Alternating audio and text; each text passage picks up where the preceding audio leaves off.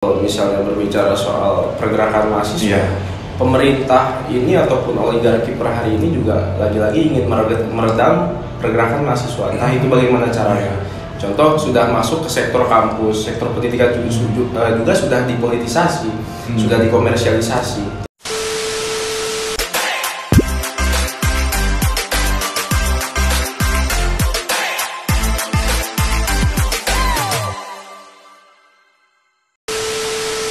Oke, bismillah, assalamualaikum warahmatullahi wabarakatuh. Oke, kembali lagi teman-teman. Jadi kita kali ini akan mengadakan ruang berdiskusi kembali gitu dengan saya Maulana Yusuf, yang dimana kali ini saya ditemani oleh orang hebat di UPI. Siapa kan kalau boleh tahu? Ya, halo semuanya. Perkenalkan, nama aku Muhammad Farhan Nugraha, mahasiswa UPI. Enggak sih. Sekarang ngejabat apa nih di UPI? Ya, kebetulan alhamdulillah sekarang diamanahi menjadi Presiden Mahasiswa UPI 2024. Oke. Orang yang nggak tanggung-tanggung teman-teman. Jadi kali ini kita kedatangan Presiden Universitas Pendidikan Indonesia teman-teman di periode 2024, yaitu Kang Farhan gitu. Nah kali ini pastinya kita bakal membahas ini ya, bahasan yang lebih menarik gitu ya Kang Farhan. Dari sini kita santai aja lah. Kalau minum dulu kan. Siap. Ya. Ya. Jadi kalau boleh tahu Kang, jadi sebelum kita ngebahas lebih lanjut lah, lebih jauh, kalau kesibukan dari Akang sendiri sekarang sebagai Presiden Mahasiswa UPI itu Ya, gambaran umumnya gitu, biar orang-orang di sana tuh tahu gitu kira-kira ngapain aja sih sebetulnya. Iya. ya kalau misalnya kesibukan, sebetulnya kalau misalnya kita berbicara soal organisasi tertinggi yang ada di BEM-Rema UPI, terkhusus mungkin juga sebagai lembaga tertinggi yang ada di UPI itu memang pada akhirnya bisa menaungi fakultas, himpunan maupun kampus. Pun juga kita bisa melihat bagaimana pengelolaan organisasi yang lebih masif kembali. Terutama juga kalau misalnya terlihat secara tupoksi, memang kesibukan itu akhir-akhir ini juga secara keeksternalan. Kemarin juga terlepas dari kita dalam BEM-Rema UPI itu melakukan kajian, terus juga kegiatan-kegiatan informal maupun non formal. Kalau misalnya saya sendiri juga mungkin juga ada kegiatan di luar daripada UPI, terkhusus secara eksternal mewakili UPI juga. Kemarin kan baru ke Pontianak ya. Itu dalam rangka rapat kerja nasional BEM seluruh Indonesia. Itu berapa lama ke Kalimantan berarti ya? Kalimantan itu. Oke. Kalimantan dari hari Kamis, baru pulang kemarin hari Selasa. Rakernas berarti Rapat itu kerja seluruh universitas di Indonesia. Kurang lebih ada 300 kampus yang hadir. Salah satunya ada UPI itu di sana. UPI, dan UPI menjadi presidium 1 kan. Asik. Boleh teman-teman, itu perlu diketahui ya. UPI menjadi presidium ke-1 di Rakernas seluruh Indonesia, teman-teman. Itu yang harus kita banggain. Apalagi ada Kang Farhan sebagai presiden juga, udah kesana gitu ya, udah ke mewakili UPI gitu ya, ke luar Jawa gitu kan teman-teman. Kalau boleh tahu itu sangat-sangat hebat gitu ya. Nah, Kang Farhan, kan perlu diketahui juga gitu ya, kita itu kan kemarin baru aja lah melaksanakan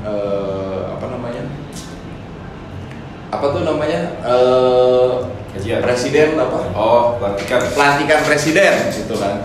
Jadi kemarin itu kita baru aja laksanain pelantikan presiden, yang dimana presiden terpilih ini kan Pak Prabowo Subianto dengan wakilnya Pak Gibran Rakabuming Raka gitu kan, sebagai wakil kepala presiden, yang dimana kita bisa lihat juga mungkin di masa kepemimpinan yang baru ini Pak Prabowo dan Pak Gibran ini akan memimpin di Kalimantan gitu. Betul. Di tempat yang kemarin Kang Farhan kesana di pulau itu kemarin yang Kang Farhan kesana gitu kan, di IKN gitu kan. Nah, sebelum kita ngebahas lebih lanjut, lebih mendalam gitu kan, dari saya tuh penasaran gitu, menurut pendapat Kang Farhan tuh pendapat umum aja terkait IKN dulu, IKN-nya aja, IKN gitu. Menurut Kang Farhan pandangannya gimana sih? Ya, kemarin itu mungkin juga kita mungkin dari BEM UPI juga mewakilkan UPI juga berangkat ke Pontianak, Kalimantan Barat ya. IKN itu kan dalam arti memang ibu kota Nusantara, yang mana itu terletak pada Kalimantan Timur ya. Pun juga itu salah satu proyek yang disiasati oleh presiden sebelumnya, yaitu Joko Widodo, yang hari ini juga menjadi tantangan besar untuk Prabowo untuk bisa melanjutkan proyek daripada apa yang sebelumnya sudah dilakukan dan hari ini diwariskan kepada Prabowo dan juga anaknya Jokowi kan, Gibran. Juga hari ini melihat kondisi IKN juga, kemarin itu kan upacara ya kan 17 Agustus di IKN. Terus juga banyak agenda-agenda yang akhirnya melibatkan ataupun ikut andil lah Kalimantan itu. Karena mungkin juga salah satunya untuk bisa mempromosikan IKN. Barangkali juga sebelum lebih lanjut juga kita kadang sebagai aktivis juga harus berpikir apakah boleh jadi 10 tahun ataupun 15 tahun ke depan kita sebagai mahasiswa itu nanti adik-adik kita mungkin barangkali kita kalau misalnya mau demo tuh harus berangkat naik pesawat dulu gitu. Harus berangkat naik pesawat dulu kah ataupun secara akomodasi transportasi itu kan harus dipikirkan. Apakah itu jadi pembahasan teman-teman nanti kan gitu. Itu sih secara gambaran umum ya, ini salah satu proyek yang dilakukan oleh Jokowi yang memang dampaknya itu kita lihat bertolak belakang lah gitu. Keinginan Jokowi yang mengambil peraturan presiden untuk memutuskan perpindahan ibu kota, akhirnya ini bertolak belakang dinilai oleh masyarakat. Secara fakta dan juga realita di lapangan itu kan memang banyak sekali faktor-faktor yang akhirnya IKN ini mempengaruhi ya kan keburukan ataupun kebobrokan yang dinilai masyarakat itu cukup sulit lah gitu ya. Itu sih gambaran. Oke, kan melihat mungkin ini ada usulan gitu kan Bang Farhan dari presiden kita sebelumnya itu Pak Joko Widodo, yang dimana Pak Joko Widodo ini mengusulkan dan sekarang eksekusi dan realisasinya ini ada di Pak Prabowo dan Pak Gibran gitu kan. Nah, kalau harapan gitu menurut Kang Farhan ketika di bawah kepemimpinan Pak Prabowo sama Pak Gibran ini dengan berdirinya IKN, dan beliau kan memimpin pas dari IKN berarti kan dari sana. Nah, harapannya untuk mahasiswa tuh kayak gimana gitu ke mereka? Ya. Satu, sebetulnya kita melihat proses dibentuknya IKN ataupun perpindahan ibu kota ini sebetulnya ini proyek Jokowi atau proyek rakyat. Itu pertama. Yang kedua, kita tahu bahwa mahasiswa sebagai agent of change, social control dan lain-lain juga harus ikut andil dalam rangka apakah memang bentuk-bentuk kajian daripada IKN ini sudah masif atau belum yang dilakukan oleh mahasiswa. Karena rasa-rasanya juga ketika ibu kota hari ini dipindahkan gitu ya, apakah ini menjadi nilai plus soal keekonomian, karena kita berangkat dan juga kita lahir dari rahim ekonomi ya, pun juga sebagai ekonomi Islam, teman-teman IEKI juga perlu memahami bahwa sebagai ekonomi muda ini apakah memang perpindahan ibu kota dari Jakarta ke Kalimantan ini bisa membuat perputaran ekonomi ini menjadi masif atau tidak. Yang pertama itu harus dinilai secara kita sebagai mahasiswa ekonomi gitu ya. Terus yang kedua, kita lihat bahwa peran anak muda ini sangat-sangat sentral gitu.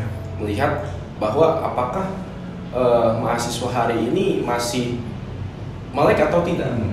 Karena teman-teman di sini juga boleh jadi acuh terhadap politik itu sebenarnya nggak apa-apa, cuma jangan sampai buta terhadap politik. Karena nanti kita akan dimakan oleh politik itu sendiri. Karena pada akhirnya juga kita melihat kalau misalnya kita acuh ataupun kita tidak melek terhadap politik, lagi-lagi kita ngebayangkan ada nenek-nenek 50 tahun, 60 tahun yang mereka itu tidak tahu apa-apa gitu. Tapi apakah mereka tidak tahu apa-apa ini bagaimana peran anak mudanya gitu? Kita sebagai mahasiswa itu sih sebenarnya sebagai mahasiswa juga harus terus melek dan harus terus terlibat sih dalam keputusan apapun mengawal berarti ya. Jadi kayak menuntun jalannya Indonesia ini saat ini tuh sejauh apa gitu kan. Nah, tadi juga menarik nih Kang Farhan, tadi juga sempat disebutkan gitu kan dengan pindahnya ibu kota ini ke IKN juga. Kita para mahasiswa yang ingin mengaspirasikan suara rakyat ini, kita harus jauh-jauh dulu kan ke Kalimantan gitu kan. Nah, apakah itu dari sebuah strategi pemerintah atau kayak gimana gitu? Nah, dari pandangan Kang Farhan, apa yang harus dilakukan mahasiswa kalau misalnya ternyata kita ingin mengaspirasikan rakyat, aksi gitu kan, tapi ke Kalimantan jauh banget gitu, di Jakarta udah gak ada apa-apa gitu kan? Gitu. Itu memang lagi-lagi juga kalau misalnya berbicara soal pergerakan mahasiswa, pemerintah ini ataupun oligarki per hari ini juga lagi-lagi ingin meredam pergerakan mahasiswa. Entah itu bagaimana caranya. Contoh, sudah masuk ke sektor kampus, sektor pendidikan juga sudah dipolitisasi, sudah dikomersialisasi. Terutama juga kalau misalnya teman-teman tahu ada kebijakan MBKM kan, yang mana pemerintah ini berusaha untuk meredam pergerakan mahasiswa. Itu sebetulnya berkaitan dengan hari ini perpindahan ibu kota IKN. Apakah nanti teman-teman mahasiswa ini akan terus bergerak dan terus menyuarakan aspirasinya di tengah kota Kalimantan atau tidak?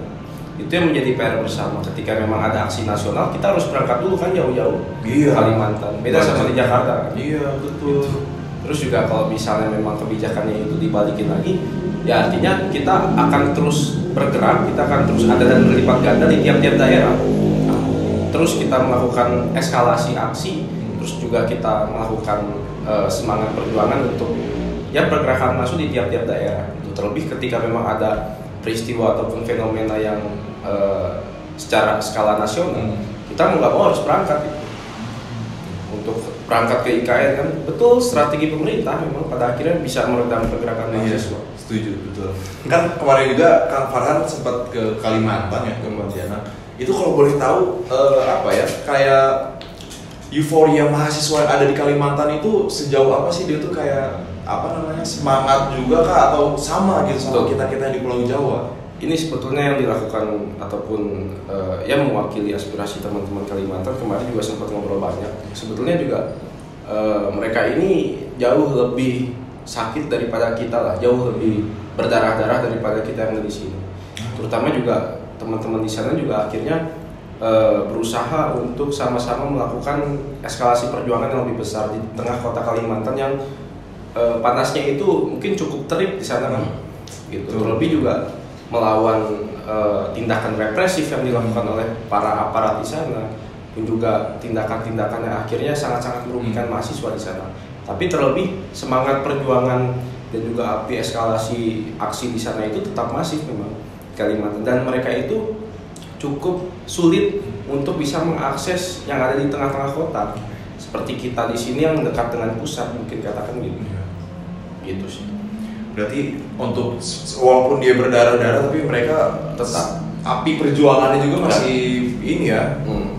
Siapa tahu gitu kan nanti mahasiswa Kalimantan bisa mewakili gitu ya teman-teman yang di Pulau Jawa ini gitu ya. Ada di Indonesia. Iya, oh iya betul, setuju. Kalau gitu. Nah, kita juga melihat gitu kan isu-isunya gitu Kang Farhan dengan pemindahan ibu kota IKN ini kan melihat dengan kepadatan penduduk yang ada di Jakarta ini. Betul. Gitu. Yang dimana di Jakarta itu sudah mulai menumpuk, sudah kepadatannya sudah di mana-mana gitu, sehingga akhirnya pemerintah memiliki usulan untuk dipindahkan ke ibu kota IKN yang mungkin apa ya, konotasinya lebih sepi gitu ya, konotasinya lebih sepi dan mungkin strategis juga gitu. Itu setuju nggak Kang Farhan dengan statement kalau saya Jakarta tuh udah penuh, akhirnya pindah aja deh gitu. Saya sebagai orang Jakarta asli lah. Oh sih, Jakarta mana nih kalau boleh tahu? Pusat. Oh Jakarta Pusat. Kemayoran. Acara Kemayoran ya. Jadi sebagai orang Jakarta asli sangat-sangat tidak sepakat dengan statement tersebut. Karena kenapa? Lagi-lagi itu adalah alasan dan juga alibi pemerintah untuk akhirnya bisa memberikan pandangan untuk masyarakat yang sebetulnya itu awam itu terkait IKN ini. Jadi seolah-olah pemerintah ini membuat satu bentuk statement yang akhirnya bisa memberikan alasan kenapa kita harus pindah ke IKN karena padatnya penduduk kan tadi. Itu sangat-sangat boleh dibantah sebetulnya. Karena saya sebagai orang Jakarta asli melihat kenapa akhirnya IKN ibu kota Nusantara ini akan dipindahkan ke Kalimantan, terlebih juga karena kepentingan politik. Lagi-lagi di sana karena kepentingan politik yang akhirnya tarikan jauhnya itu bukan kemaslahatan ataupun kesejahteraan masyarakat, betul. Tapi kelompok elit dan juga ya sembilan naga lah ya. Sembilan naga di sana juga memainkan peran tersebut. Gitu. Nah, tapi kan kita bisa berkaca juga gitu, Bang Farhan, yang dimana kita bisa melihat mungkin negara-negara adidaya kita yang ada di dunia ini yang kuat gitu. Contoh bukan seperti Amerika juga menerapkan hal tersebut gitu, yang dimana New York itu sebagai pusat kota gitu. New York sebagai pusat kota, pusat fashion apapun itulah di Amerika itu kan New York ya titik tengahnya gitu. Akan tetapi akhirnya New York juga memiliki kota administrasi ataupun pemerintahan di Chicago gitu. Apakah pemerintahan kita juga melihat hal ini seperti sama gitu di Amerika Serikat atau gimana menurut Kang Farhan? Apa beda gitu? Amerika, Amerika nah, gitu. sebetulnya terlebih juga lagi-lagi pemerintah kita di Indonesia ini juga mengambil referensi ataupun pandangannya selalu ke negara barat ya, yang ada di Amerika ataupun yang ada di Cina ataupun Rusia. Lagi-lagi juga melihat kondisi tersebut, rasa-rasanya Indonesia hari ini terlalu dimainkan perannya itu oleh pihak-pihak elit aja, pihak-pihak yang akhirnya mempunyai kepentingan untuk mempunyai kepentingan kelompok mereka. Juga akhirnya ketika memang berbicara Indonesia, rasa-rasa juga kita sebagai masyarakat yang ada di sini tidak pernah rasanya dilibatkan gitu. Dalam membentuk satu bentuk hal yang akhirnya ini berdampak kepada banyak orang. Kita sebagai mahasiswa ya lagi-lagi juga harus terus merawat kekecewaan kita, terus merawat kebencian kita terhadap oligarki yang hari ini hadir. Kita harus terus merawat itu. Jangan sampai kita termakan kepada pola mereka, termakan kepada skema yang akhirnya membuat banyaknya mahasiswa hari ini terus dikondisikan rasa-rasa. Itu sih yang menjadi pertanyaan, apakah memang secara idealisme kita harus terus berjuang gitu, untuk bisa memperbaiki negara kita. Tapi kalau misalnya kata Buya Hamka itu kan cinta yang paling tinggi itu kan cinta dengan rasa kasihan. Maka kita harus kasihan terhadap negara kita. Gitu. Kita harus kasihan terhadap negara kita hari ini, yang mana membuat satu kelompok keluarga ya kan, satu keluarga yang akhirnya merepotkan banyak orang. Dengan kondisi Gibran yang memang fufu-fafanya itu sih sebetulnya yang membuat kita sebagai mahasiswa tuh harus terus mengawal. Takutnya ini jadi keluarga Cendana versi 2, kita nggak tahu. Korban jilid 2 memang ya. Korban jilid 2 terulang kembali gitu ya, sejarah gitu ya. Nah, kalau dari Kang Farhan sendiri gitu, kita melihat dengan adanya IKN ini pasti harapan kita pembangunan jadi merata gitu kan. Betul. Jadi nggak hanya di Jakarta saja, tapi di di Kalimantan juga sama gitu, harus pemerataan juga kayak gitu. Tapi kira-kira kalau menurut Bang Farhan itu bakal bisa terrealisasikan nggak sih di Kalimantan juga pembangunan merata, ekonomi merata, pendidikan merata? Seperti tadi kata Kang Farhan, mungkin mahasiswa yang di Kalimantan itu lebih berdarah-darah gitu kan, sehingga dengan hadirnya IKN mereka juga tidak berdarah-darah akhirnya gitu. Nah, sebetulnya kita melihat pemerataan pembangunan yang hari ini disiasati oleh Prabowo yang sebelumnya Jokowi itu memang sebelumnya dari zaman Soeharto sebagai bapak pembangunan ya, atau infrastruktur, juga akhirnya lagi-lagi Pulau Jawa yang akhirnya menjadi prioritas. Makanya kan ada istilah Raja Jawa kan. Jokowi itu kalau kata Pak Adil itu Raja Jawa. Maka dari itu juga saya sangat-sangat sepakat gitu. Harus adanya pemerataan pembangunan khusus yang ada di Kalimantan gitu. Karena terlebih juga menjadi pusat kota nanti kan Kalimantan itu ya, kemarin saya di Kalimantan juga masih banyak lahan yang kosong, masih banyak hutan-hutan itu masih banyak. Terus juga jalur-jalur transportasi juga kan belum ada tol. Oh iya, betul. Jalur laut kah ataupun jalur udara. Itu sih yang menjadi PR ya, perbaiki dulu aja hal-hal yang fundamennya dulu, hal-hal yang dasarnya. Mendasarnya dulu ya, kayak infrastruktur dulu gitu ya, mungkin baru kita bangun. Tapi kan bisa jadi apakah mungkin dengan hadirnya IKN infrastruktur atau yang dasar-dasarnya juga jadi mengikuti gitu kan? Harusnya, karena Prabowo itu menjanjikan 4 tahun ke depan itu IKN sudah menjadi pusat kota yang diminati banyak orang kan katanya gitu. Bahkan sampai meluncurkan ASN berapa gitu, pokoknya untuk langsung kerjakan di sana gitu. Juga sekarang itu banyak lulusan-lulusan sarjana yang langsung ditawarkan bekerja langsung di IKN dengan gaji yang besar.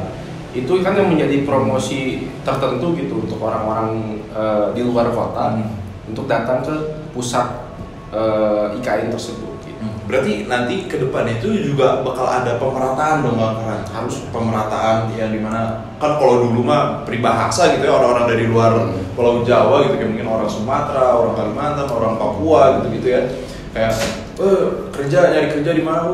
Saya di Jakarta, nyari kerja di Jakarta. Wah, apa-apa nyari kerja ujung-ujungnya di Jakarta. Apakah bisa gitu nanti suatu saat nyari kerja di mana? Di IKN, saya udah kerja di IKN kayak gitu.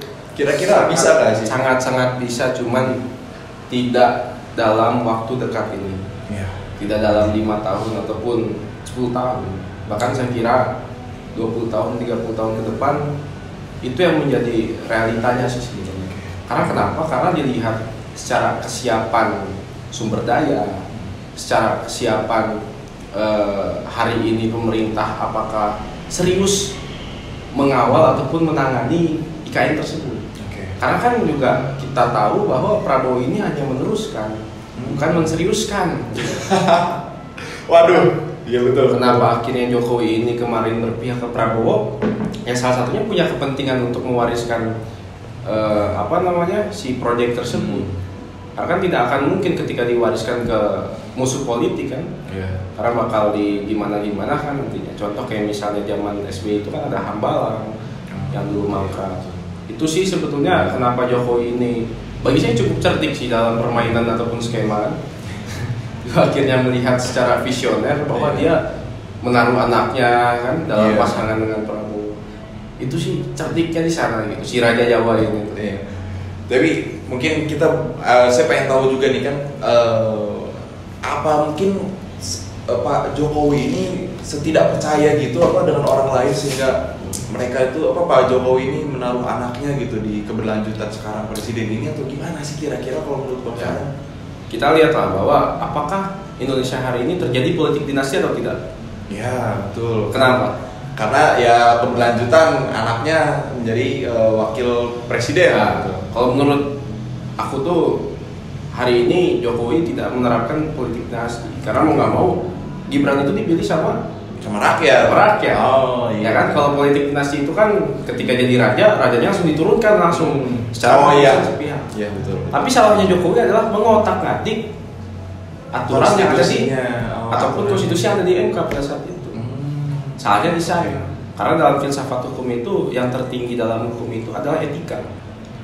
Gitu. Maka Jokowi sudah melanggar etika dan juga sudah melanggar hal-hal yang harusnya bisa ideal, tapi di pandangan ataupun penilaian masyarakat itu malah bertolak belakang. Gitu. Tapi katanya juga dengar-dengar kalau misalkan pemimpin kan buah jatuh tidak jauh dari pohonnya gitu kan.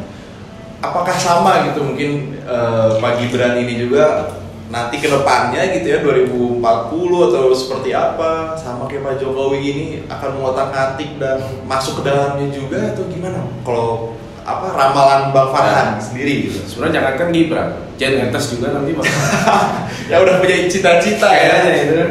Juga akhirnya kita melihat bahwa peran Jokowi ini hari ini sangat-sangat terlalu superior dan terlalu bisa dibilang tidak ada yang satupun orang yang bisa menyentuhnya gitu. Karena juga jangankan masyarakat gitu, partainya sendiri aja kan dikhianati. PDIP-nya sendiri aja kan dibuat kebingungan gitu maksudnya dengan tingkah laku Jokowi kemarin. Dan 10 tahun kepemimpinan Jokowi kemarin itu sangat-sangat menjadi bukti bahwa Indonesia ini yang katanya Jokowi itu pertama lahir dari wong cilik ya kan, dari orang biasa, tiba-tiba hari ini secara brutal orang itu bisa mengotak-atik MK dengan jalur-jalur pamannya. Siapa sih itu namanya? Siapa sih namanya? Gak tahu sih, juga gak mau mengingat-ingat sih. Tidak mau ingat ya.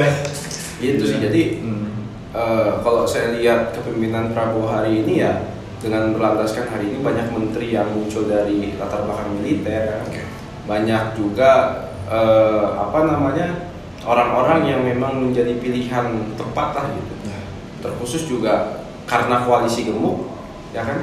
Jadi banyak juga yang dipecah-pecah, Mendikbud dan lain-lain itu dipecah lagi. Terus juga akhirnya kita lihat koalisi gemuk ini apakah Prabowo bisa menjalaninya dengan baik atau tidak gitu sih sebenarnya. Berarti mungkin ini kali ya kasarnya bagi-bagi kursi sehingga akhirnya banyak variabel di menteri-menteri gitu kan karena koalisinya gemuk ini gitu ya Bang Farhan ya. Oke, kita geser lagi nih ke IKN gitu Bang Farhan. Mungkin tadi kita geser sedikit tapi nggak apa-apa. Kita balik lagi ke IKN. Kita melihat di mana mungkin di mata asing gitu, di mata turis-turis bahkan atau di negara-negara lain, Indonesia itu terkenal dengan wisatawannya juga dong, wisata-wisatanya juga gitu kan. Terutama orang-orang bule-bule kayak di sana kan taunya Indonesia, oh Bali gitu kan, Indonesia Bali, Indonesia Jakarta gitu-gitu segala. Nah, kira-kira dengan hadirnya IKN gitu ya, menurut Kak Farhan, kira-kira si turis-turis ini apakah akan tertarik nggak sih ke IKN itu, sehingga mungkin ada beberapa turis juga akhirnya nggak ke Bali lagi tuh, nggak ke Jakarta lagi, tapi ke IKN gitu. Mungkin siapa streamer kemarin yang ke Indonesia itu siapa? Ashow Speed ya, ke IKN gitu kan tiba-tiba, atau mungkin streamer selanjutnya Mr. Beast gitu. Gimana? Kalau misalnya kita melihat secara luas ya, Indonesia memang terkenal akan industri pariwisata ya. Tapi memang untuk lagi-lagi gitu, untuk dalam waktu dekat mungkin sangat-sangat sulit untuk turis bisa tertarik gitu terhadap kota yang hari ini mungkin baru saja dibangun. Terus juga terlebih juga mau itu nanti pusat kotanya ada di Kalimantan, tetap aja perputaran ekonomi yang paling masif ada di Jakarta. Mau pusat ekonomi yang nanti ada di Kalimantan, tetap aja secara industri di Bali kan. Gitu juga untuk memindahkan paradigma bahwa Kalimantan adalah pusat kota dan juga tempat wisatawan nanti yang paling bisa dikunjungi, itu tidak akan bisa dijangkau dengan waktu dekat. Itu nanti juga dilihat turis-turis yang hadir juga akan melihat kan sebetulnya lebih worth it mana gitu. Kita ke Kalimantan akan ada apa? Makanya tidak akan bisa dijangkau dengan waktu dekat.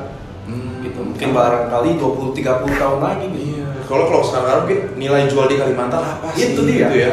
Bule-bule kesana mau ngapain gitu.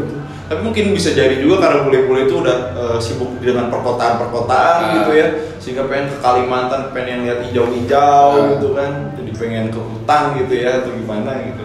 Nah, balik lagi nih, kita masih ngebahas masalah turis dan wisatawan asing dan IKN di mata asing juga gitu ya Bang Farhan. Nah, kan Pak Prabowo ini juga terkenal dengan pertahanannya gitu kan, terkenal dengan kekuatan militernya atau apapun itu gitu.